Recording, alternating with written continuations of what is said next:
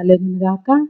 ఈ ఉదయకాల సమయంలో దేవుడు మనకు అనుగ్రహించిన ఈ శ్రేష్టమైన సమయాన్ని బట్టి దేవాది దేవునికి కృతజ్ఞతాస్తుతులు చెల్లించుకుంటూ గడిచిన మాసం అంతయు ఆయన మనల్ని రెక్కల నీడలో భద్రపరచి మరొక మాసంలోనికి మనల్ని ప్రవేశింపజేశాడు. అందుని బట్టి దేవాది దేవునికి కృతజ్ఞతాస్తుతులు చెల్లించుకొనిచున్నాము. గడిచిన కాలంలో ఎక్కడైతే మనము దేవునికి ఆయాసకరముగా జీవించామో, ఎక్కడ ఆయన గాయపరిచామో వాటన్నిటిని జ్ఞాపకము చేసుకొనక ఆయన ధైర్యముతో ఆయన కృపాసనమునొద్దకు చేరే భాగ్యాన్ని దేవుడు మనకు అనుగ్రహించాడు. అందును బట్టి దేవాది దేవునికి వందనాలు చెల్లిస్తూ చేరి వచ్చిన సంఘం అంతటికి యేసుక్రీస్తు నామంలో వందనాలు తెలియజేస్తున్నాను. ఈరోజు నాకు ఇచ్చిన ఈ అవకాశాన్ని బట్టి వందనాలు చెల్లిస్తూ ఈ శివయ్య వారికి చదవబడిన మాటలు మనం ధ్యానించుకుందాం. అపోస్తులుడైన పౌలు హెబ్రీలకు రాసిన పత్రిక 13వ అధ్యాయము 11వ వచనమును ధ్యానాంశముగా చదువుకుందాం. వేటి రక్తము పాప పరిహార్థముగా పరిశుద్ధ స్థలములోనికి ప్రధాన యాజకుని చేత తేబడును, ఆ జంతువుల కళేబరములు శిబిరమునకు వెలుపట దహింపబడును. కావున యేసు కూడా తన స్వరక్తము చేత ప్రజలను పరిశుద్ధపరచుటకై గవిని ఎలుపట శ్రమ పొందెను. దేవుడు తన పరిశుద్ధ వాక్యమును మన వినికిడిలో దీవించునుగాక. చిన్న ప్రార్థన చేసుకుందాం. పరిశుద్ధుడా, మహోన్నతుడా, జీవము కలిగిన మా తండ్రి, నీ ఘనమైన నామమునకు వందనాలు, స్తుతులు, స్తోత్రములయ్యా. ఇంతవరకు నీ సన్నిధిని చేరి నిన్ను పాడి స్తుతించే భాగ్యమును మాకు ఇచ్చారు. అందుని బట్టి వందనాలు. యెహోవాను స్తుతించుట మంచిది అని వాక్యము తెలియజేయుచున్నది. అవునయ్యా, అట్టి భాగ్యాన్ని మాకు ఇచ్చినందుకై వందనాలు. ఆత్మదేవా, మీరు మా మధ్యలో ఉన్నారని నైనా మేము నమ్ముచున్నాం. ఇదిగోనైనా నిన్ను గురించిన, సిలువను గురించిన మాటలు మేము ధ్యానిస్తూ ఉండగానైనా ఆత్మదేవా మమ్మల్ని జ్ఞాపకం చేసుకోండి. మీ ఆత్మ చేత నింపండి అయ్యా. ఇదిగోనైనా ఈ స్థలం అంతటిని నీ రక్త ప్రోక్షణతో ప్రోక్షీకరించమని, శుద్ధీకరించమని ప్రార్థిస్తూ ఉన్నాం. సన్నిధి అంతటిని నాయన మీరు ఆవరించండి ప్రభువా. నాయన నిలువబడిన నన్ను జ్ఞాపకం చేసుకోండి. నేను కేవలము బలహీనురాలనయ్యా, ఏమాత్రము నైనా పనికిరాని దానను కాను ప్రభువా. అటువంటి నన్ను జ్ఞాపకం చేసుకున్నందుకై వందనాలు. నీ ఆత్మ చేత నింపి నన్ను బలపరచి మీ నోటి బోరగా నన్ను వాడుకొని మహిమ పొందమని, నా బిడ్డలందరికీ వినగల చెవిని, గ్రహించగల మనస్సును, శుద్ధ హృదయాలను దయచేయమని యేసయ్య పరిశుద్ధ నామములో ప్రార్థించి అడిగి వేడుకొనుచున్నాము తండ్రి. ఆమేన్, ఆమేన్. దేవుని నామమునకు మహిమ కలుగునుగాక. ఈ సమయంలో చదవబడిన మాటలు ధ్యానించుకునే ముందు మొదటిగా మన ప్రభు అయిన యేసుక్రీస్తు నామంలో అందరికీ వందనాలు. అందరు బాగున్నారా? ప్రతిదినము సిలువ ధ్యాన కూటములలో పాల్గొనచ్చు యేసుక్రీస్తు మన కొరకు చేసిన త్యాగాన్ని ఎలా వర్ణిస్తున్నారు కదా. ఎంత వర్ణించినా అది సరిపోదు. నీతిమంతుని కొరకు ఎవడైనా ఒకడు చనిపోతాడంట, కానీ పాపుల కొరకు ఎవరు చనిపోతారు కదా. నీతిమంతుల కొరకు ఎవరైనా చనిపోవట అరుదు. అయితే మా పాపుల కొరకు ఏ ఒక్కరు కూడా తన ప్రాణాన్ని ఇవ్వలేరు. అయితే మన ప్రభు అయిన యేసుక్రీస్తు వారు ఆ త్యాగము చేసి ఈ ప్రపంచానికి మాదిరిని చూపించిన గొప్ప వ్యక్తిగా, దేవునిగా ఆయన ఈ లోకంలో పిలువబడ్డాడు. ఆయన గురించిన మాటలు ప్రతిదినము మనం వింటూ ఉన్నాం. అయితే నేను కూడా కొన్ని మాటలు ఆయనను గురించి ధ్యానపూర్వకంగా చెప్పాలని ఆశపడుతూ ఉన్నాను. హెబ్రీ పత్రికలో మనం చూస్తే ఇక్కడ చూడండి 11వ వచనంలో, వేటి రక్తము పాప పరిహార్థముగా పరిశుద్ధ స్థలములోనికి ప్రధాన యాజకుని చేత తేబడును, ఆ జంతువుల కళేబరములు శిబిరమునకు వెలుపట దహింపబడును. వేటి రక్తము పరిశుద్ధ స్థలములోనికి ఎలా తేవాలంట? పాప పరిహార్థముగా. మనము రక్తమును దేనికి చిందిస్తారు అంటే, ఒక పాపానికి పరిహారము చెల్లించడానికి. ఒకడు చేసిన తప్పుకి ఆ తప్పు క్షమించబడాలి అంటే దానికి బదులుగా ఏదో ఒకటి ఇవ్వాలి. మనం ఇక్కడికి ఎందుకు వస్తున్నాము? చెప్పండి, మీకు తెలిసిందే చెప్పండి. ఎందుకు వస్తున్నాము? ప్రార్థన చేయడానికి, దేవుణ్ణి స్తుతించడానికి, కృతజ్ఞతలు చెల్లించడానికి, తర్వాత మన పాపాలను ఒప్పుకొని విడిచిపెట్టి కనికరించబడడానికి. ఇదే బలి. యాజకుడు కూడా ఒక బలి పశువును వధించి దాని యొక్క రక్తమును పరిశుద్ధ స్థలములోనికి వెళ్ళడమే బలి. ఆ బలి ఇవ్వడం ద్వారా, ఆ రక్తాన్ని ప్రోక్షించడం ద్వారా పాప పరిహారం జరుగుతుంది. అయితే ఇప్పుడు మనం ఎలాగ పరిహరించబడుతున్నాము? ఆల్రెడీ ఒక రక్తము ప్రోక్షించబడింది ప్రపంచ మానవాళి కోసం, పరిశుద్ధమైన నిర్దోషమైన రక్తము. ఆ రక్తము ప్రోక్షించుట ద్వారా ఈ రోజున మనము ఆయన సన్నిధిలోకి వచ్చి ఆ రక్తాన్ని ఉచ్చరిస్తూ, ఆ నామాన్ని ఉచ్చరిస్తూ మన పాపములు ఆ నామంలో ఒప్పుకుంటున్నాం. ఆ నామానికి మహిమ తెస్తున్నాం. ఆ నామాన్ని స్తుతిస్తున్నాం. ఆ నామమున కృతజ్ఞత అర్పణలు అర్పిస్తున్నాం. ఆ నామమున మన పాపాలు మనము ఒప్పుకొని కడిగి వేసుకుంటున్నాం కదా. ఇదే బలి. ఒకప్పుడు మనము చేయవలసిన బలి అదైతే ఆయన మనుషులందరి కొరకు మరణించుట ద్వారా ఆ బలిని నిలిపివేసి ఆయన అందరి కొరకు బలిగా అర్పించబడ్డాడు. అయితే చూడండి, ఆ జంతువుల ఏ జంతువు అయితే బలిగా అర్పించబడిందో ఆ జంతువుల కళేబరములు శిబిరమునకు వెలుపట దహింపబడును. శిబిరం అంటే పాళెం వెలుపల ఏం దహించబడాలంట? ఏమి దహించబడాలి? కళేబరములు అంటే ఆ బలి ఇచ్చిన జంతువు యొక్క అవయవాలు. ఆ అవయవాలు వెలుపట దహించబడాలి. చూడండి, ఈ మాటలు మనము లేవియాకాండంలో మనం చూడొచ్చు. చూడండి, లేవియాకాండము 1వ అధ్యాయము 3వ వచనము.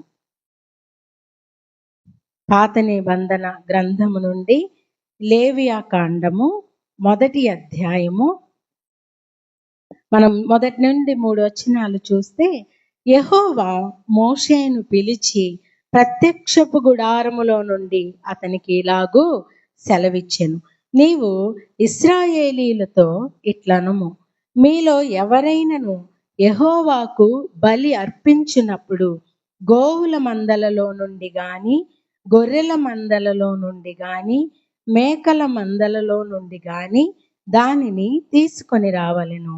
అతడు దహన బలి రూపముగా అర్పించినది గోవులలోనిదైన ఎడల నిర్దోషమైన మగదానిని తీసుకొని రావలెను.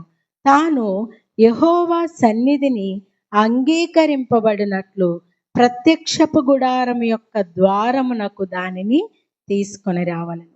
ఇక్కడ మనం చూస్తే దేవుడు మోషేను పిలిచి ఆయనకు తెలియజేసిన మాటలు ఏంటంటే, నువ్వు ఇశ్రాయేలీలకు ఇలాగా తెలియజేయాలి. ఏంటి అంటే, మీలో ఎవరైనా దేవునికి బలి అర్పించేటప్పుడు మీరు ఏదైనా పాపం చేసి దానికి పరిహరించబడాలి అని అనుకొని బలి అర్పించాలని అనుకుంటే, ఆ అర్పించేటప్పుడు గోవుల మందల్లో నుండి, గొర్రెల మందలలో నుండి, మేకల మందలలో నుండి దానిని తీసుకొని రావాలని.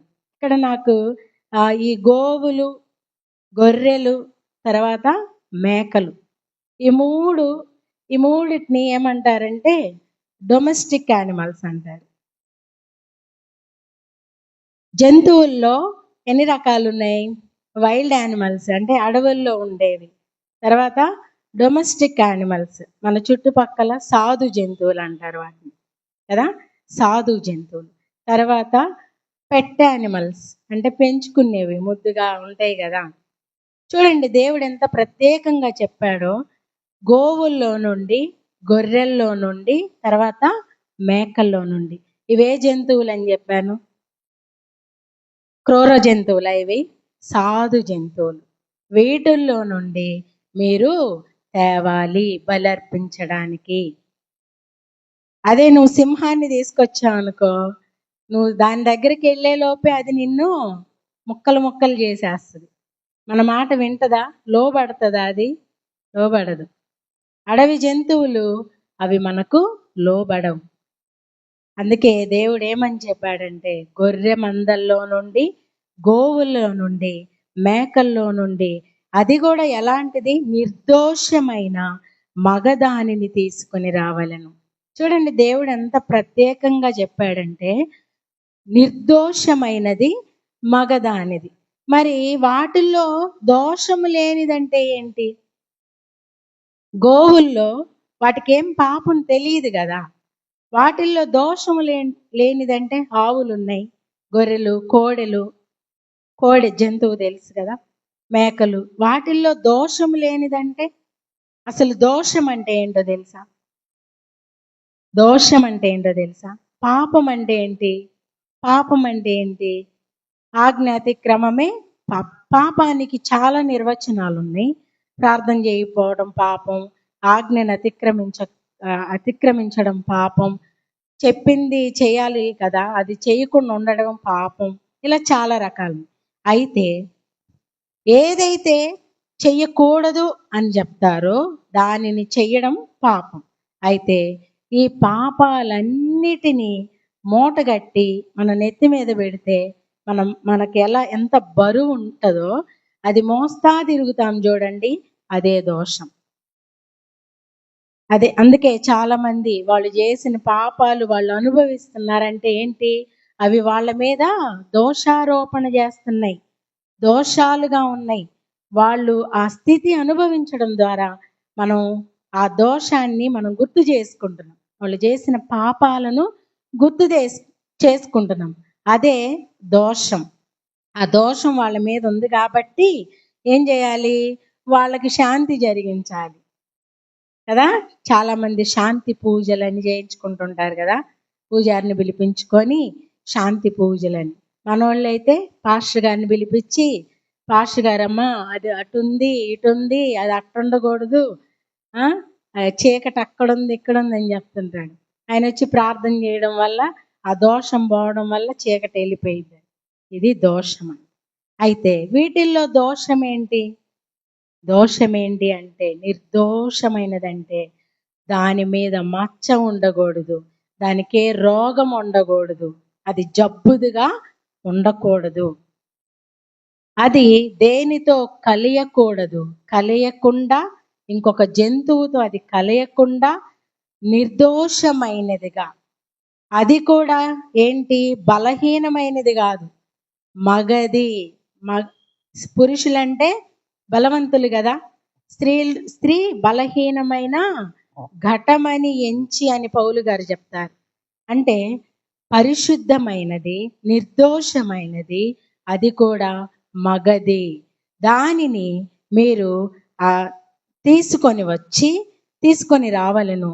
తాను యెహోవా సన్నిధిని అంగీకరింపబడినట్లు ప్రత్యక్షపు గుడారం యొక్క ద్వారమునకు దానిని తీసుకొని రావాలని. ఎక్కడికి తేవాలంట? దేవుడు దానిని అంగీకరించినట్లు ఎక్కడికి తేవాలి? ప్రత్యక్షపు గుడారము ద్వారము దగ్గరకు. అంటే ప్రత్యక్షపు గుడారము, అప్పుడు దేవుని మందిరము లేనప్పుడు ప్రత్యక్షపు గుడారం ఉండేది. ఆ ప్రత్యక్షపు గుడారములో దేవుని యొక్క మందసం ఉండేది. ఆ మందసములో దేవుని యొక్క శాసనాలు, ఆజ్ఞలు గల పలకలు, తరువాత మోషే అహరోను చిగురించిన కర్ర, మన్నా పాత్ర, ఇవన్నీ కూడా ఆ మందసంలో ఉండేవి. ఆ మందసము ప్రత్యక్షము గుడారంలో ఉండేది. ఆ ప్రత్యక్షపు గుడారాన్ని వాళ్ళు ఆలయంగా చేసి, అంటే ఆలయం దేవుడు నివసించే ప్రదేశంగా దాన్ని పిలిచారనమాట ఆ రోజుల్లో. ఎక్కడికి తేవాలంట? నిర్దోషమైనది మగది ఎక్కడికి తేవాలి? ప్రత్యక్షపు గుడారం అనగా దేవుని యొక్క మందిరము ద్వారము దగ్గరకు దానిని తీసుకొని రావాలను. ఎలాగా అంటే దేవుడు అంగీకరించినట్లు. దేవుడు దానిని అంగీకరించాలంటే నీ ఇంటి దగ్గర ఒక బలిపీఠాన్ని కట్టి అక్కడ బలి అర్పించడం కాదు, దేవుని సన్నిధికి దానిని తేవలెను. అతడు దహన బలిగా అర్పించు పశువు తల మీద తన చెయ్యి ఉంచవలెను. అతని నిమిత్తము ప్రాయచిత్తము కలుగునట్లు అది అతని పక్షముగా అంగీకరింపబడను. దాన్ని తీసుకొని వచ్చి ఏం చేయాలో తెలుసా? దాని తల మీద చేతులు పెట్టాలి. ఎందుకు చేతులు పెట్టాలి? ఎందుకు పెట్టాలి దాని తల మీద చేతులు? దాని తల మీద చేతులు పెట్టడం ద్వారా దేవుడు దానిని ఎందుకు అంగీకరిస్తాడు అంటే, ఆ చేతులు మోపడం వలన వారి యొక్క ఇశ్రాయేలీయులు ఎవరైతే బలిగా ఆ పశువుని తీసుకొచ్చారో వారి యొక్క పాపాలన్నీ దాని మీద మోపడం. నా పాపాలన్నీ దాని మీద మోపుతున్నానని చెప్పినప్పుడు అది దహన బలిగా అర్పించబడాలి. ఈ రోజున యేసుక్రీస్తు ప్రభువారు కూడా మన పాపాలన్నిటినీ ఆయన మీద వేసుకొని, మన పాపాలను మనం ఆయన మీద మోపి ఆయనను బలిగా అర్పించినట్లుగా వాక్య లేఖనాలు మనకు తెలియజేస్తున్నాయి. చూడండి, మనము చదవబడిన వాక్యంలో చూడండి, 13వ అధ్యాయము హెబ్రీ పత్రిక, వేటి రక్తము పాప పరిహార్థముగా పరిశుద్ధ స్థలములోనికి తేబడును, ఆ జంతువు కళేబరములు శిబిరము వెలుపట దహింపబడును. దహించడం అంటే దహనం అంటే ఏంటి? మీకు తెలుసు, కానీ మీరు చెప్పరు. మీరు చెప్పడం వల్ల నేను మిమ్మల్ని అడగడం వల్ల మీకు ఆలోచన వస్తుంది. మీ మనసు ఇక్కడే ఉంటుంది, మీరు దీనిలోకి ఇన్వాల్వ్ అవుతారు. అందుకే అడుగుతాను, కానీ ఏదో గొప్ప కాదు. దహనం అంటే ఏంటి? దహించడం అంటే ఏంటి? వధించడం అంటే నరకడం, దహించడం అంటే కాల్చడం. దహించడం అంటే కాల్చడం.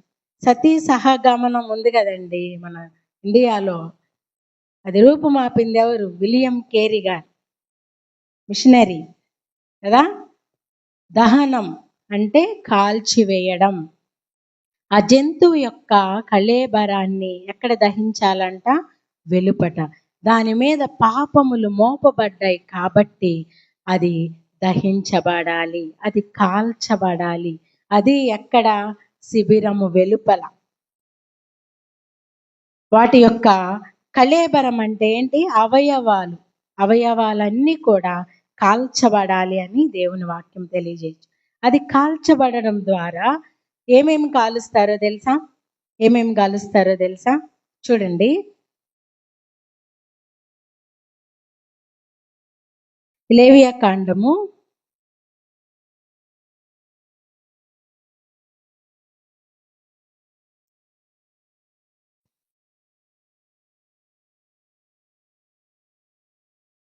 16వ అధ్యాయము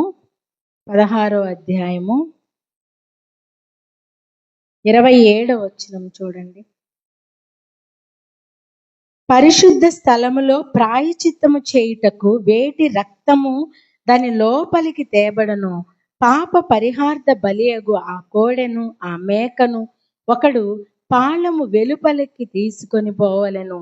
వాటి చర్మములను, వాటి మాంసమును, వాటి మలమును అగ్నితో కాల్చివేయవలెను. ఏంటంట? పరిశుద్ధ స్థలములోకి ప్రాయచిత్తము చేయుటకు వేటి రక్తము దాని లోపలికి తేబడును, పాప పరిహార్థ బలియగు ఆ కోడెను ఆ మేకను ఒకడు పాళం వెలుపలికి తీసుకొని పోవలెను. వాటి చర్మములను, వాటి మాంసమును, వాటి మలమును అగ్నితో కాల్చివేయవలెను. వాటిని కాల్చివేసిన వాడు తన బట్టలు ఉతుకుకొనవలెను. చూడండి, ఇక్కడ ఏమేమిటి? మలము, మాంసము, అలాగే చర్మము. మన యేసు ప్రభు వారు కూడా శిబిరము వెలుప ఏం చేయబడ్డాడంట? ఆ మండు టెండలో ఆయన దేహము కాలిపోతా ఉందంట కదండి. మండు టెండలు నీ కొరకు నా కొరకు ఆయన మన పాపాలు ఆయన మీద మోపబడి ఆయన మీద వేసుకొని తన దేహమంతా కూడా గాయపరచబడి అది మండు టెండలో, అది కూడా వెలుపటి శిబిరము వెలుపట. అసలు శిబిరం వెలుపటికి ఎవరిని పంపిస్తారంటే శాపగ్రస్తులను. ఆయన శాపగ్రస్తుడా అండి? యేసుక్రీస్తు ప్రభువారు నిర్దోషమైన వాడు, నిష్కల్మషుడు, పాపులలో చేరక ప్రత్యేకముగా ఉన్నవాడు. అటువంటి దేవుని కుమారుడు నీ కొరకు నా కొరకు ఈ లోకానికి వచ్చి మన పాపాలన్నిటినీ ఆయన తల మీద వేసుకొని మన పాపాలను మోస్తూ శిబిరము బయటికి వెళ్ళి అక్కడ దహన బలిగా అర్పింపబడ్డాడండి. బలులు చాలా రకాలు ఉన్నాయి. పాప పరిహారార్థ బలి, అపరాధ పరిహారార్థ బలి, నైవేద్యము, ఈ మనం ఇప్పుడు చదువుకున్న దహన బలి. ఈ బలులన్నిటికీ ఆయన ఒక్కడే సాదృశ్యంగా నిలవబడి మన కొరకు తన ప్రాణాన్ని అర్పించాడండి. అందుకే పౌలు భక్తుడు అంటున్నాడు, ఆయన పరిశుద్ధమైన రక్తాన్ని పాప పరిహారార్థముగా ఆయన మందిరంలోకి తీసుకొని వచ్చి ప్రోక్షించిన తరువాత ఆ జంతువును అనగా యేసుక్రీస్తు ప్రభువారిని శిబిరము వెలుపటికి తీసుకువెళ్ళి ఆయనను కాల్చినట్లుగా, ఆ ఎండలో ఆయనను సిలువ వేసినట్లుగా లేఖనాలు మనకు తెలియజేస్తా ఉన్నాయి. అయితే చూడండి, నీ పాపాల నిమిత్తము, నీ శాపాల నిమిత్తము, నీ దోషము నిమిత్తము దేనిని తీసుకొని వస్తున్నావు దేవుని దగ్గరకు? దేన్ని తీసుకొని వస్తున్నావు? మలాకీ గ్రంథములో ఆయన ఒక మాట తెలియజేస్తా ఉన్నాడు. చూడండి, మలాకీ గ్రంథము 1వ అధ్యాయము 8వ వచనములో,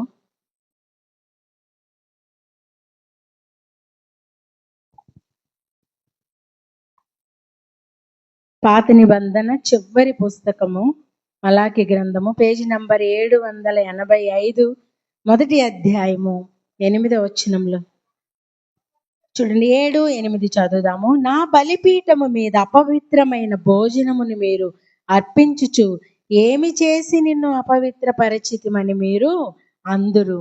యెహోవా భోజనపు బల్లను నీచపరచినందు చేతనే గదా గ్రుడ్డి దానిని తీసుకొని బలిగా అర్పించిన ఎడల అది దోషము కాదా? కుంటి దానినైనను రోగము గల దానినైనను అర్పించిన ఎడల అది దోషము కాదా?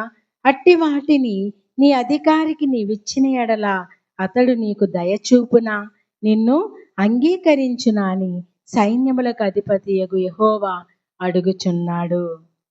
ఏంటంటండి, చూడండి, ఏమి చేసి నా బలిపీఠము మీద అపవిత్రమైన భోజనమును మీరు అర్పించుదురు. దేవుడు ఏం తీసుకొని రామన్నాడు? నిర్దోషమైనది, పవిత్రమైనది ఆయన బలి ఇవ్వడానికి తీసుకొని రమ్మంటే మనం ఏం తెస్తున్నామంట? అపవిత్రమైన వాటిని తీసుకొని వస్తున్నాం. తీసుకొచ్చి ప్రభువా నన్ను ఎందుకు అంగీకరించట్లేదు? నేను ఎంతగా ప్రార్థన చేస్తున్నాను, ఇంతగా నీ కోసం కష్టపడుతున్నాను, ఇంతగా నాకు కలిగినది అంతా నీ దగ్గరికి తీసుకొస్తున్నాను, నా పాపాలన్నిటినీ నీ సన్నిధిలో కన్నీటితో ఒప్పుకుంటున్నాను, ఇదిగో ఉపవాసాలతో అనేకమైన భక్తి కార్యక్రమాలతో నా శరీరాన్ని నలగొట్టుకుంటూ నీ సన్నిధిలో మొరపెడుతుంటే నన్ను ఎందుకు అంగీకరించట్లేదని అడుగుతామంట మనం. కానీ దేవుడు ఏమంటున్నాడు? మీరు అపవిత్రపరుస్తున్నారు, అపవిత్రమైన వాటిని తీసుకొచ్చి నాకు బలిగా ఇస్తున్నారు, అపవిత్రమైన పెదవులతో మీరు వచ్చి నాకు ప్రార్థన చేస్తున్నారు, అపవిత్రమైన తలంపులతో మీరు వచ్చి నన్ను అడుగుతున్నారు. మరి మీరేలా నన్ను అంగీకరించమని అడుగుతున్నారు అని అంటున్నాడు. దేవుడు మనల్ని అంగీకరించాలంటే మనము దేవుని సన్నిధిలోకి ఎలా రావాలంట? పరిశుద్ధముగా రావాలి.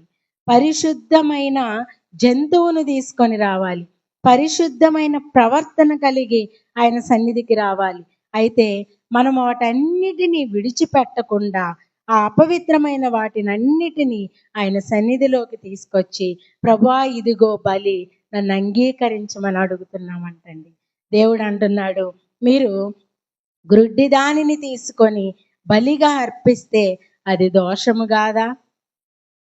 మీరు పాపం మీలో ఉందని మీరు తెలిసి కూడా కళ్ళు కప్పుకొని, నేనే పాపం చేయలేదు, నేను అందరి ముందు ఇదిగో ఇలా కనబడుతున్నాను, నేను మంచివాడిని మంచిదానిని అని పైకి నువ్వు కనబడుతూ ఆయన సన్నిధికి వస్తున్నావంట. దేవుడు అంటున్నాడు అది దోషము అంటున్నాడు, అది నేను అంగీకరించను అంటున్నాడు.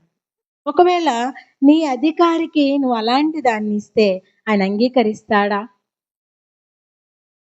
నీ అధికారికి నువ్వు ఎలాంటిది తీసుకెళ్తావు? నీకు ఏమి లేకపోయినప్పటికీ ఖర్చు పెట్టుకొని అప్పు చేసుకొని ఎవరినైనా అడిగి విలువైనది శ్రేష్టమైనది తీసుకెళ్తావే. మరి సైన్యములకు అధిపతియగు యెహోవా నా తండ్రి అని నన్ను పిలుస్తున్నారు, నా దేవుడు అని నన్ను పిలుస్తున్నారు, నా యజమానుడా అని నన్ను పిలుస్తున్నారు, అబ్బా తండ్రి అని నన్ను పిలుస్తున్నారు. అయితే నేను తండ్రినైతే యజమానుడినైతే నాకు రావలసిన ఘనత ఏది? మీరు అపవిత్రమైన వాటిని, దోషము కలిగిన వాటిని, కుంటి వాటిని, రోగము కలిగిన వాటిని ఆయన సన్నిధికి తెచ్చి నన్ను అంగీకరించయ్యా, నన్ను క్షమించయ్యా అని నన్ను మీరు అడుగుచున్నారు. నేను దాన్ని అంగీకరింపనని దేవుడు స్పష్టంగా తెలియజేస్తున్నాడండి. ఇదిగో ఆయన అంటున్నాడు, నేను అనాది సంకల్పములో మిమ్మల్ని ఏర్పాటు చేసుకొని ఇదిగో మీ పాపములు శాపముల నిమిత్తము నన్ను నేను సమర్పించుకున్నానని దేవుడు తెలియజేస్తున్నాడు. అయితే అటువంటి ఆయన దగ్గరకు మీరు ఎలాగొస్తున్నారు? వాటన్నిటిని కప్పిపుచ్చుకొని మంచి వారి వలె వస్తున్నారు. అయితే నేను దాన్ని అంగీకరిస్తానా? చూడండి 14వ వచనంలో, అదే అధ్యాయము 14వ వచనంలో చూడండి, నేను ఘనమైన మహారాజునై ఉన్నాను, అన్యజనులలో నా నామము భయంకరమైనదిగా ఎంచబడుచున్నదని సైన్యములకు అధిపతియగు యెహోవా సెలవిచ్చుచున్నాడు. కాబట్టి తన మందలో మగది ఉండగా, ఏముందంట? మగది, బలమైంది ఉండగా, చూడండి, తన మందలో మగది ఉండగా యెహోవాకు మ్రొక్కుబడి చేసి చెడిపోయిన దానిని అర్పించు వంచకుడు శాపగ్రస్తుడు. మనకి శ్రేష్టమైన వాటిని మనం ఉంచుకొని, విలువైన వాటిని మన దగ్గర పెట్టుకొని దేవునికి ఏమిస్తున్నామంట? చెడిపోయిన వాటిని, కుంటి వాటిని, రోగము గల వాటిని ఆయనకి తీసుకెళ్ళిచ్చి, ప్రభువా ఇదే మా దగ్గరుంది, మమ్మల్ని అంగీకరించు, మమ్మల్ని కాల్చయ్యా, మమ్మల్ని పరిశుద్ధపరచయ్యా అని అడుగుతున్నాం. కానీ మనం ఎలా వస్తున్నామంట? అపవిత్రంగా వస్తున్నాము. దోషాలన్నిటిని దాచిపెట్టుకొని, పాపములన్నిటిని మరుగు చేసుకొని, మన తలంపులలో వాటిని ఉంచుకొని మనము ఆయన దగ్గరకు వస్తున్నాం. దేవుడు అంటున్నాడు, అలాగ చేయడం వలన మీరు శాపగ్రస్తులుగా ఉన్నారు. చూడండి, శాపగ్రస్తమైన వాటిని మీరు నాకు తెచ్చి అర్పిస్తున్నాడు. అందుకే దేవుడు అంటున్నాడు, శాపగ్రస్తమైన మీకోసము నేను శాపగ్రాహి అయ్యాను, మీ పాపములన్నిటినీ నా మీద వేసుకున్నాను. పాపాలన్నిటినీ వేసుకోవడం వలన దోషిగా నిలబడ్డాడు ఆయన. ఆ దోషము శాపముగా ఉండి ఆయనను ఎంతగానో హింసించిందండి, ఆయన ఎంతగానో బాధపరిచింది. ఆయన మన శాపాలను ఆయన గ్రహించుకున్నాడు, ఆయన మీద వేసుకున్నాడు. ఆయనే బలిగా అర్పించబడ్డాడు. నువ్వెన్ని ఆయనకిచ్చినా అవి సరిపోవు. నువ్వు ఏది అర్పించినా ఆయనతో ఏది కూడా సాటి రావు. చూడండి, కొలస్సీ పత్రికలో మనము ఆయన గురించిన ఒక మాటను మనం చూద్దాం. కొలస్సీ పత్రిక 1వ అధ్యాయము 21వ వచనంలో చూస్తే, ఈ పత్రికలన్నీ కూడా పౌలు గారు యేసుక్రీస్తు ప్రభు యొక్క సిలువను, ఆయన యొక్క శ్రమలను గురించి ఎంతో వివరణగా రాశాడు. ఎన్నో వచనాలు ఉన్నాయి. అవన్నీ చూపించడానికి మనకి టైం సరిపోదు. చూడండి, కొలస్సీ పత్రిక పేజీ నంబర్ 182, మొదటి అధ్యాయము 21, 22 వచనాల్లో మనము చూస్తే, మరియు గతకాలమందు దేవునికి దూరస్తులను మీ దుష్క్రియల వలన మీ మనస్సులో విరోధ భావము గలవారునై ఉండిన మిమ్మును కూడా తన సన్నిధిని పరిశుద్ధులుగాను నిర్దోషులుగాను నిరపరాధులుగాను నిలవబెట్టుటకు ఆయన మాంసయుక్తమైన దేహమందు మరణము వలన ఇప్పుడు మిమ్మును సమాధానపరచెను. చూడండి, దేవుడు మిమ్మల్ని అంగీకరించాలంటే, ఆయన సమాధానపరచబడాలి అంటే ఏంటంట? పరిశుద్ధులుగా నిర్దోషులుగా మనము నిలవబడాలి. అయితే అది మనకు సాధ్యం అవ్వడం లేదని యేసుక్రీస్తు ప్రభువారు ఏం చేశారంట? ఆయన మాంసయుక్తమైన దేహమందు, ఇందాక మనం చదువుకున్నాం కదా, ఏం దహించబడాలి? చర్మము, మలము కదా, ఇవి దహించబడాలి. చూడండి, ఆయన మాంసయుక్తమైన మాంసము, చర్మము, మాంసము, అలాగే మలము, ఇవన్నీ కూడా దహించబడాలి. ఎక్కడ? శిబిరము వెలుపల. అయితే చూడండి, ఆయన మాంసయుక్తమైన దేహమందు మరణము వలన ఇప్పుడు మిమ్మును సమాధానం. ఆయన మాంసాన్ని, ఆయన దేహాన్ని, ఆయన చర్మాన్ని కాల్చడం వలన మన పాపాలన్నీ ఆయన మీద వేసుకొని వాటిని కాల్చడం వలన మనకేమొచ్చిందంట? సమాధాన స్థితి. ఒకప్పుడు మనము దూరస్తులము, దేవునికి దగ్గరగా ఉన్నాము, దేవుని సన్నిధికి వెళుతున్నాము, మనము ఆయనకు అర్పణలు అర్పిస్తున్నాము, బలులు అర్పిస్తున్నాము అని అనుకుంటున్నాము. కానీ ఎలా ఉన్నామంట? మనం దేవునికి దూరస్తులము. ఒకప్పుడు మనం దూరస్తులము గత కాలంలో. తర్వాత దుష్క్రియల వలన విరోధ భావం ఉంది మనలో. మనము చేసిన ఆ దుష్క్రియలు, చెడ్డ పనుల వలన విరోధ భావం ఉంది. అంటే దేవునికి మనకు ఏముందంట? విరోధం. విరోధం అంటే గొడవ ఉంది. మరి మనము ఆయనతో సమాధానపరచబడాలి అంటే మనము తెచ్చేవి అవి సరిపోవట్లేదు. పరిశుద్ధులుగా నిర్దోషులుగా మనం నిలవబడి ఆయనను మనము ఏకమవ్వాలి అంటే మనవి సరిపోవు. కాబట్టి ఆయన తన మాంసయుక్తమైన దేహమందు ఆయన సిలువ వేయబడ్డాడు, శ్రమ పడ్డాడు, దహన బలిగా అర్పించబడ్డాడు. మరి అటువంటి ఆయనను నువ్వు జ్ఞాపకం చేసుకొని, ప్రభువా, నేను పొందవలసిన శిక్షను నువ్వు పొందావయ్యా, నేను భరించవలసిన నిందలు, నేను భరించవలసిన అవమానాలు నా కొరకు నువ్వు అనుభవించావు ప్రభువా.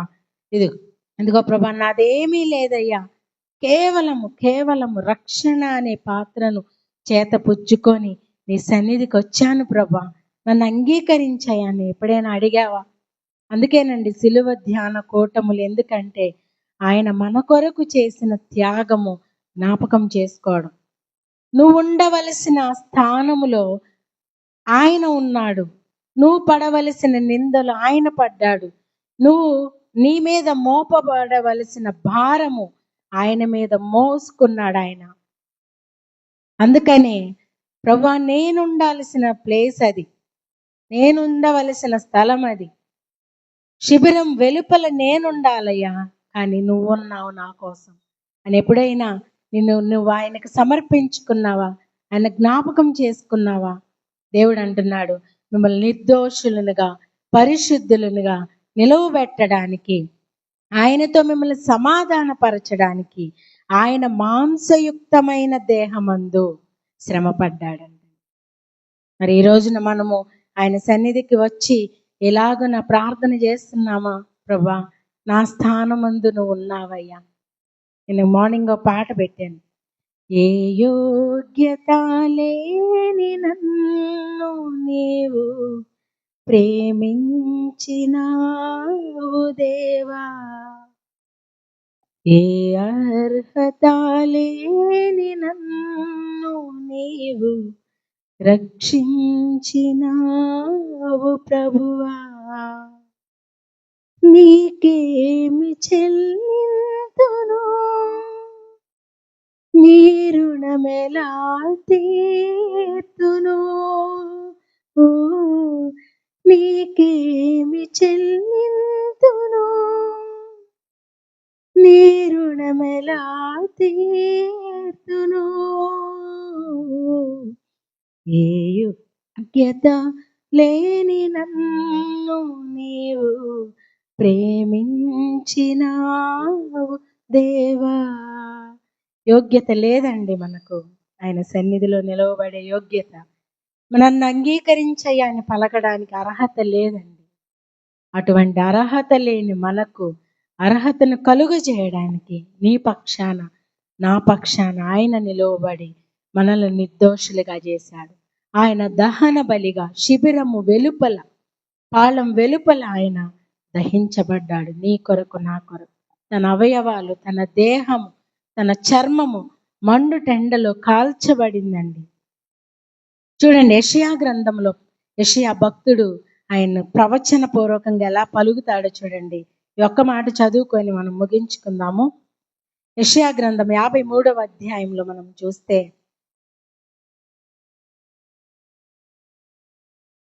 ఈ యెషయా గ్రంథం 53వ అధ్యాయము సిలువ ధ్యాన కూటంలో మనం తప్పక ప్రతి ఒక్కరు చదవాలి. ఈ అధ్యాయం మొత్తం చూస్తే మనము మొదటి వచనంలో ప్రవక్తలు ప్రవచించారంట, కానీ ఎవరు వినలేదంట. ఏమని ప్రవచించారో తెలుసా? చూడండి, మేము తెలియజేసిన సమాచారము ఎవడు నమ్మెను?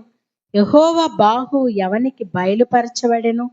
లేత మొక్క వలెను, ఎండిన భూమిలో మొలిచిన మొక్క వలె ఆయన ఎదుట పెరిగిన. యేసుక్రీస్తు ప్రభు వారి గురించిన ప్రవచనం అండి. ఎలా పెరిగాడంట ఆయన? ఆయన తండ్రి అయిన దేవుని ఎదుట లేత మొక్క. ఎంత దాన్ని చూడగానే ఒక సంతోషం కలుగుతుంది కదా.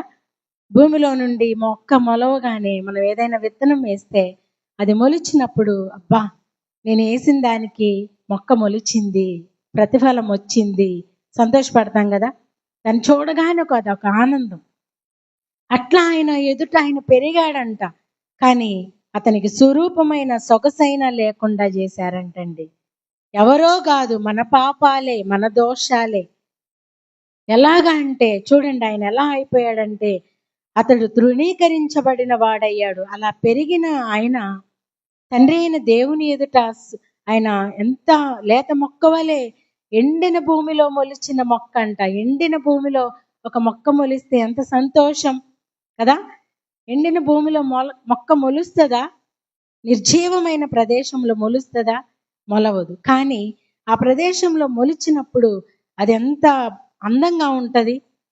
ఎడారి ఉందండి, ఎడారిలో నీళ్లు ఉండవు, దాహం వేస్తూ ఉంటది. అక్కడ నీటి మడుగు కనిపించింది అనుకో, ఇంకా మన ఆనందాన్ని హద్దులు ఉంటాయా? ఉంటాయా? అసలు దాహం తీరినంత సంతోషం. అలా పెరిగాడంటండి ఆయన. అయితే మనం అతన్ని చూచి అపేక్షించున్నట్లుగా అతని యందు స్వరూపము లేదంట. తృణీకరించబడ్డాడు, మనుషుల చేత విసర్జించబడ్డాడు, వ్యసనాక్రాంతుడుగా, వ్యాధిని అనుభవించిన వాడుగా, మనుషులు చూడనొల్లని వాడుగా, తృణీకరింపబడిన వాడుగా ఆయన ఉన్నాడంటండి. నిశ్చయముగా అతడు మన రోగాలను భరించాడు. రోగాలు ఎందుకు వస్తాయో తెలుసా? మనము చేసిన పాపముల వలన, మనము చేసిన అపరాధముల వలన, మనము తలంచిన చెడు తలంపుల వలన రోగాలు వస్తాయండి. తెలుసా? కొన్ని రోగాలు అలాగే వస్తాయి. చూడండి, ఆయన మన రోగాలను భరించాడు, మన వ్యసనాలను వహించాడు, మొత్తబడ్డాడు, దేవుని వలన బాధింపబడ్డాడు, శ్రమ పొందాడు. మన అతిక్రమ క్రియలన్నిటిని బట్టి ఆయన గాయపరచబడ్డాడండి. ఆయన్ను కొట్టారు, ఆయన్ని దహించారండి. మన దోషాలను బట్టి నలగొట్టబడ్డాడు. ఆ పశువును వధించేటప్పుడు చూడండి, వాటిని కాళ్ళు విరగగొట్టి కదా, వాటి రక్తం బయటికి రావాలంటే అది గాయపరచబడాలి. దాని ప్రాణం అండి. రక్తం అంటే ప్రాణం. రక్తము కారునంతగా, సిలువ మరణము పొందునంతగా, ఎంత శాపగ్రస్తమైనదండి సిలువ. అటువంటి శిక్షను ఆయన మన కోసం భరించాడు. మన దోషాలన్నిటిని ఆయన మీద మోపుకున్నాడండి. దేవునికంట ఇష్టమైందంట అది. ఆ కాల్చబడేటప్పుడు వచ్చే వాసన ఉంటుంది చూడండి. ఇంకా మనం లేవ్యాకాండంలో చాలా బలులు ఉన్నాయి. దహన బలిలో క్రొవ్వును కూడా కాలుస్తారు. క్రొవ్వులో నుండి వచ్చేది సువాసన. అది దేవుడు అంగీకరిస్తాడంట, ఆగ్రానిస్తాడంట ఆ సువాసనను. క్రొవ్వు అంటే బలం కదా. మన నిమిత్తము తన బలాన్ని పోగొట్టుకొని బలహీనుడయ్యాడండి ఆయన. సర్వాధికారి అయిన దేవుడు ఆయన, సర్వోన్నతుడు, సకల సృష్టిని నోటి మాట చేత కలుగజేసిన గొప్ప దేవుడు. సూర్యుడు బలముతో ఉదయిస్తాడంట. అటువంటి బలముతో ఉదయించే సూర్యుడిని కలుగజేసిన దేవుడు ఇంకెంత బలవంతుడు. ఈ సృష్టి తన బలము చేత అది తన క్రియ జరిగిస్తూ ఉందండి. నిన్న మనం 28వ తారీఖు మనము చూసాం కదా, ప్లానెట్స్ ఒక లైన్లో వస్తాయని చెప్పారు. తెలుసా మీకు? పైన గ్రహాలన్నీ కూడా ఒకే కక్షలోకి వస్తాయి, చూపించారు కూడా. అవన్నీ భూమిలాగే గ్రహాలు. భూమి ఎంత పెద్దదో అంత పెద్ద గ్రహాలు ఎన్నో ఉన్నాయండి ఆకాశంలో. వాటన్నిటిని ఎవరు కలుగు చేశారు? మన దేవుడు, సర్వశక్తిమంతుడైన దేవుడు. అటువంటి దేవుడు నీ కొరకు నా కొరకు విధేయుడుగా బలహీనుడైపోయి ఆయన ఒదిగాడండి. తండ్రి మాటకు లోబడ్డాడండి. ఫిలిప్పీ పత్రికలో ఉంటది 2వ అధ్యాయం మొత్తం మనం చదివితే. ఎంత వర్ణించినా అది సరిపోదు. నీ కొరకు నా కొరకు ఏ పాపమైనా, అది ఎటువంటిదైనా, ఏ రోగమైనా, ఎటువంటి బలహీనత అయినా ఆయన వహించాడు, ఆయన భరించాడు, ఆయన సహించాడు, ఆయన మీద వేసుకున్నాడు. మరి అంత త్యాగము చేసిన దేవుణ్ణి ఇప్పటికి కూడా చాలా మంది అంగీకరించలేకపోతున్నారు. చాలా మంది ఆయన దగ్గరకు రాలేకపోతున్నారు. అంతటి త్యాగం ఎవరు చేయరండి. అది చేయడం ద్వారా కేవలం మనం పాపాలు కడగబడి ఇక్కడ జీవించడం మాత్రమే కాదు, మనకు నిత్య జీవాన్ని ఇచ్చాడు, పరలోక రాజ్యాన్ని ఇచ్చాడు. మనము చనిపోయిన తర్వాత కూడా నిత్యము జీవించే కృపను, భాగ్యాన్ని ఆయన ఇచ్చాడండి. ఆయనతో పాటు భవము కలవారమగునట్లుగా దేవుని కుమారునితో పాటు మనము కూడా సమానమంటండి. అంతటి భాగ్యాన్ని ఆయన మనకు అనుగ్రహించాడు. మరి అట్టి దేవుని దగ్గరకు నువ్వు ఎలా వెళ్తున్నావు? ఎటువంటి అర్పణను తీసుకొని వెళ్తున్నావు ఆయన దగ్గరకు? చూడండి, నిన్ను అంగీకరించాలంటే నిర్దోషమైనది, పవిత్రమైనది, పాపము లేనిదిగా ఆయన దగ్గరకు తీసుకెళ్లాలండి. అప్పుడే ఆయన అంగీకరిస్తాడు. నువ్వు రోగముతో ఉండి, దోషముతో ఉండి, పాపముతో ఉండి, నువ్వు కప్పి పెట్టుకొని కుంటి వాటిని, గుడ్డి వాటిని, రోగము గల వాటిని అర్పిస్తే ఆయన అంగీకరిస్తాడా?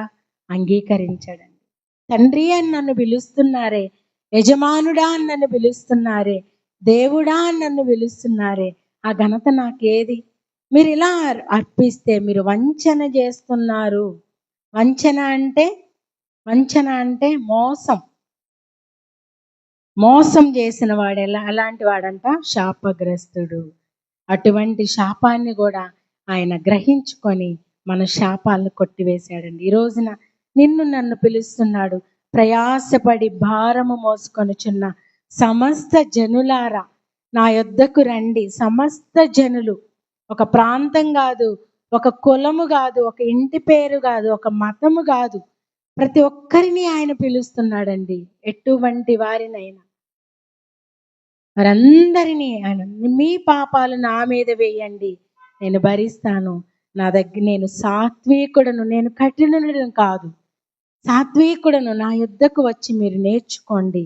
నేను దీన మనస్సు గలవాడను, నేను ప్రేమించే దేవుడను, క్షమించే దేవుడను, నా హక్కును చేర్చుకునే దేవుడను, మిమ్మల్ని హత్తుకునే దేవుడను.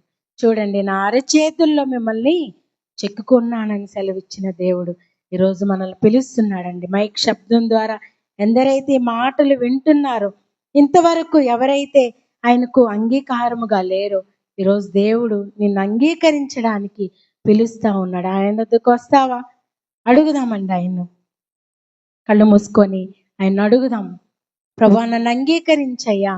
ఇదిగో ఏమి తెచ్చినని అవి నీకు సరిపోవయ్యా. ఇదిగో నేనేమి తెచ్చినది అపవిత్రమైనదే, పరిశుద్ధమైనవి కావు. వాటిని యొద్దకు తెస్తున్నాను. పరిశుద్ధపరచి పవిత్రపరిచి నన్ను అంగీకరించయా అని అడుగుదామండి. పరిశుద్ధుడా, మహోన్నతుడా, జీవము కలిగిన మా తండ్రి, నీ ఘనమైన నామమున కొందనాలు, స్తుతులు, స్తోత్రములయ్యా. ఇంతవరకు నైనా నీ మాటలు మేము నైనా విన్నామయ్యా. అవునయ్యా, ఇదిగో మా పాపములు, మా శాపములు, మా దోషములు నీ మీద వేసుకొని, ఇదిగో శిబిరము వెలుపలికి నువ్వు తీసుకొని పోబడ్డావు ప్రభా. దహన బలిగా నిన్ను అర్పించారయ్యా. అవునయ్యా, మా పాపాలన్నిటినీ మోసుకొని నైనా ఇదిగో మమ్మల్ని పరిశుద్ధులుగా చేయడానికి, నిర్దోషులుగా చేయడానికి, ఒకప్పుడు మేము దూరస్తులుగా ఉన్న మమ్మలను నైనా సమీపస్తులుగా చేసి, మమ్మల్ని నీతో విరోధ భావము లేకుండా సమాధానపరచబడడానికి నైనా ఈ లోకానికి వచ్చి నైనా నువ్వు బలిగా నైనా అర్పించబడ్డావయ్యా. అందుని బట్టి నీకెంతగానో కృతజ్ఞతాస్తుతులు చెల్లించుకొనిచున్నాం. నీకేమిచ్చినా నీ రుణము మేము తీర్చలేము ప్రభా. ఇదిగో నైనా రక్షణ అనే పాత్రను మేము నైనా నీ సన్నిధికి తీసుకొని వచ్చాము. నన్ను అంగీకరించమని ప్రార్థిస్తున్నాం ప్రభా. హోషియా గ్రంథములో మీరు తెలియజేస్తున్నారు, ఇశ్రాయేలు నీ పాపము చేసి కూలితివి. ఇదిగో నేను నా దేవుని దగ్గరికి వెళ్ళి నేను ఇలాగా చెప్పుకొందును, నా మాటలన్నిటిని ఆయన ఎదుట వివరింతునని అనుకొని మాటలు సిద్ధపరచుకొని నా దగ్గరికి రమ్మని మీరు పిలుస్తున్నారు ప్రభా. అవునయ్యా, అలాగున నీ సన్నిధికి వచ్చి నైనా మా పాపములు, మా శాపములను ఒప్పుకొని వాటిని నైనా విడిచిపెట్టి కనికరింపబడే కృపను, భాగ్యమును మా అందరికీ అనుగ్రహించమని నాకు ఇచ్చిన ఈ గొప్ప భాగ్యాన్ని బట్టి నేను ఎంతగానో మహిమపరుస్తూ, నేను విత్తబడిన వాక్యము బిడ్డలందరి హృదయాలలో ఫలించినట్లుగా సహాయము చేయమని ప్రార్థిస్తూ, మా మాటల్లో ఏదైనా దోషం ఉంటే దయతో మమ్మల్ని క్షమించి, మమ్మల్ని మా ప్రార్థన అంగీకరించి నీ నామానికి మహిమ తెచ్చుకోమని యేసయ్య పరిశుద్ధ నామములో ప్రార్థించి అడిగి వేడుకొనుచున్నాము తండ్రి, ఆమేన్. పరలోకమందున్న మా తండ్రి, నీ నామము పరిశుద్ధపరచబడును గాక, నీ రాజ్యము మాకొచ్చును గాక, నీ చిత్తము పరలోకమందు నెరవేరుచున్నట్లు భూమి అందును నెరవేరును గాక. మనదిన ఆహారం నేడు మాకు దయచేయము. మా రుణస్థులను మేము క్షమించిన ప్రకారము మా రుణములను క్షమించుము. మమ్మల్ని శోధనలోకి తేక కీడు నుండి తప్పించుము. ఎందుకంటే రాజ్యము, బలము, మహిమ నిరంతరము మీరై ఉన్నారు తండ్రి, ఆమేన్. నా ప్రాణమా యెహోవాను సన్నుతించుము, నా అంతరంగమునున్న సమస్తమా ఆయన పరిశుద్ధ నామమును సన్నుతించుము. నా ప్రాణమా యెహోవాను సన్నుతించుము, ఆయన చేసిన ఉపకారములలో దేనిని మరువకుము. ఆమేన్, ఆమేన్. దేవుని నామమునకు మహిమ కలుగును గాక. ఈ సమయంలో కొన్ని ప్రకటనలు ఉన్నాయి, చదువుదాం.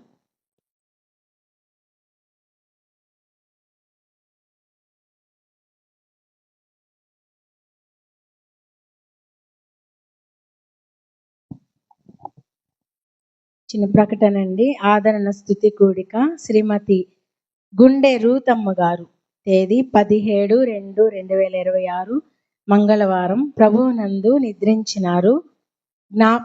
ఆదరణ స్తుతి కూడిక వారిది 4/3/2026 బుధవారం ఉదయం 10 గంటలకు పేర్నమిట్ట గ్రామంలోని వారి యొక్క స్వగృహమునందు ఆదరణ స్తుతి కూడిక జరుగునని వారి యొక్క కుటుంబ సభ్యులు సంఘానికి తెలియజేశారు. ప్రతి ఒక్కరు పాల్గొని కుటుంబమును ఆదరించవలసిందిగా ప్రేమతో తెలియజేస్తూ ఉన్నాం.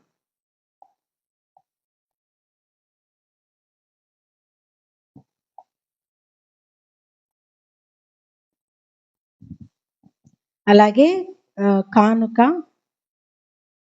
కృతజ్ఞత కానుక కాళాశ్రీ, పేరు చదవద్దని చెప్పారు. వారు సంఘమును ప్రేమించి 100 రూపాయలు కృతజ్ఞత కానుక ఇచ్చారు. దేవుడు వారిని వారి కుటుంబమును దీవించి ఆశీర్వదించును గాక. అలాగే టీ స్పాన్సర్ చేసిన వారు జడ్డా రాజకుమారి క్లాసన్ గారు సంఘమును ప్రేమించి టీ స్పాన్సర్ చేశారు. దేవుడు వారిని వారి కుటుంబమును దీవించి ఆశీర్వదించునుగాక. వారి యొక్క సమస్త అక్కరలను దేవుడు తీర్చునుగాక. ఆమెన్. అలాగే సంఘంలో ఉన్న బలహీనులు, అనారోగ్యంతో ఉన్నవారు, వారందరి కొరకు మీ వ్యక్తిగత ప్రార్థనలో జ్ఞాపకం చేసుకోవాల్సిందిగా సంఘానికి తెలియజేస్తూ ఉన్నాను. అలాగే చూడండి, కాళాస్త్రి సుశీలమ్మ వందనం గారు, తేళ్ల సుశీలమ్మ కాంతారావు గారు వాళ్ళ అనారోగ్యంతో బాధపడుతున్నారు. వాళ్ళు హాస్పిటల్లో ఉన్నారు. వారి కొరకు మీ వ్యక్తిగత ప్రార్థనలో జ్ఞాపకం చేసుకోండి. అలాగే తేళ్ల శాంసన్ సన్ ఆఫ్ దేవయ్య గారి గురించి కూడా జ్ఞాపకం చేసుకోండి. కాళాశ్రీ ఆలీసమ్మ గారు, అలాగే మన పాలెంలో ఇంకా ఎందరైతే మనకు తెలియకుండా ఎవరైతే అనారోగ్యంతో బాధపడుతున్నారో, అలాగే ఆర్థిక సమస్యలతో ఎటువంటి పరిస్థితుల్లో ఉన్నారో మనకు తెలియదు, వారందరినీ దేవుని సన్నిధిలో జ్ఞాపకం చేసుకొని వారి కొరకు ప్రార్థించవలసిందిగా మనవి చేస్తున్నాను. అలాగే ఎగ్జామ్స్ రాస్తున్న బిడ్డలు, ఇంటర్మీడియట్ ఎగ్జామ్స్, అన్ని ఎగ్జామ్స్ ఈ మధ్య కాలంలో జరుగుతూ ఉన్నాయి కదా. ప్రతి ఒక్క ఎగ్జామ్ రాసే ప్రతి ఒక్క బిడ్డ కొరకు మీ వ్యక్తిగత ప్రార్థనలో జ్ఞాపకం చేసుకోండి. దేవుడు వారికి మంచి జ్ఞానం అనుగ్రహించి, శక్తిని, బలాన్ని, ఆరోగ్యం అనుగ్రహించి, మంచి మెరిట్ వాళ్ళు సంపాదించినట్లుగా మీ ప్రార్థనలో వారిని జ్ఞాపకం చేసుకోవాల్సిందిగా ప్రేమతో తెలియజేస్తున్నాను. సమయంలో టీ డిస్ట్రిబ్యూట్ చేస్తుండగా ప్రత్యేకమైన పాట పాడుకొని దేవుని నామమును మహింపరచు.